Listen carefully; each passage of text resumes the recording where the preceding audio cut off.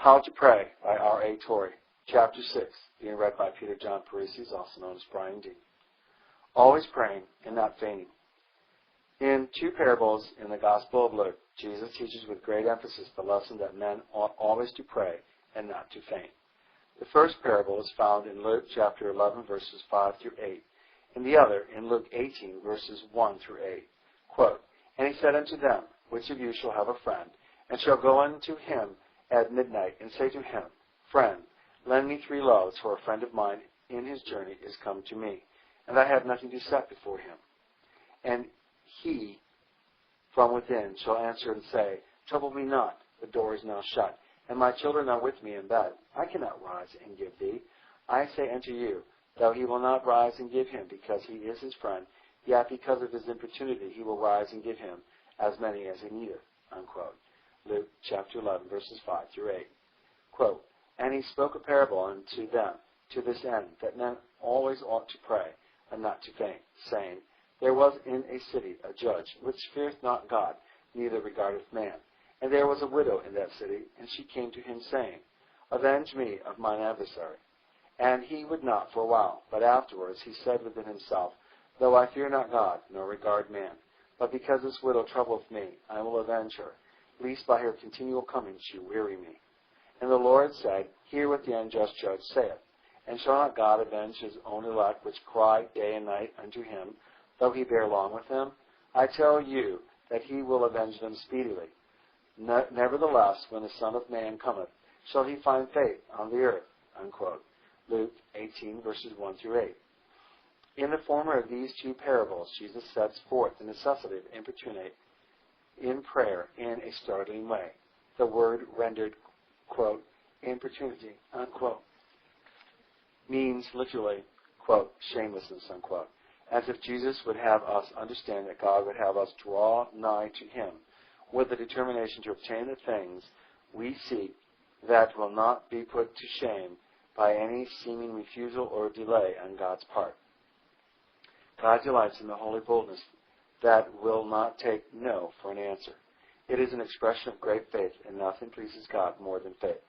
Jesus seemed to put the Syrophoenician woman away almost with rudeness, but she would not be put away, and Jesus looked upon her shameless importunity with pleasure, and said, quote, O woman, great is thy faith. Be it unto thee even as thou wilt, unquote. Matthew 15, verse 28. God does not always let us get things at our first effort. He would train us and make us strong men by compelling us to work hard for the best things. So also he does not always give us what we ask in answer to the first prayer. He would train us and make us strong men of prayer by compelling us to pray hard for the best things. He makes us pray through. I am glad that this is so. There is no more blessed training in prayer than that comes through being compelled to ask again and again and again, even through a long period of years before one obtains that which he seeks from God. Many people call it submission to the will of God when God does not grant them their request at the first or second asking. And they say, quote, well, perhaps it's not God's will, unquote.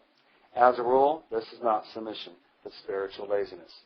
We do not call it submission to the will of God when we give up after 1 or 2 efforts to obtain things by action. We call it lack of strength of character. When the strong man of action starts out to accomplish a thing, if he does not accomplish it the first or second or 100th time, he keeps hammering away until he does accomplish it.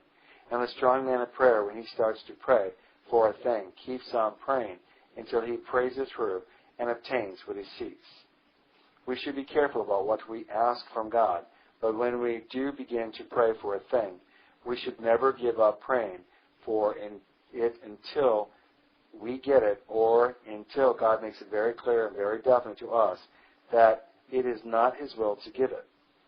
Some would have us believe that it shows unbelief to pray twice for the same thing, that we ought to take it the first time that we ask.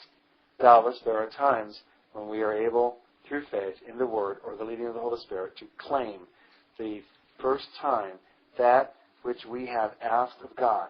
But beyond question, there are other times when we must pray again and again for the same thing before we get our answer. Those who have gotten beyond praying twice for the same thing have gotten beyond their master. Matthew 26, verse 44. George Mueller prayed for 2 men daily for upwards of 60 years. One of these men was converted shortly before his death, I think at the last service that George Mueller held. The other was converted within a year after his death. One of the great needs of the present day is men and women who will not only pray out and start out to pray for things, but pray on and on and on until they obtain that which they seek from the Lord.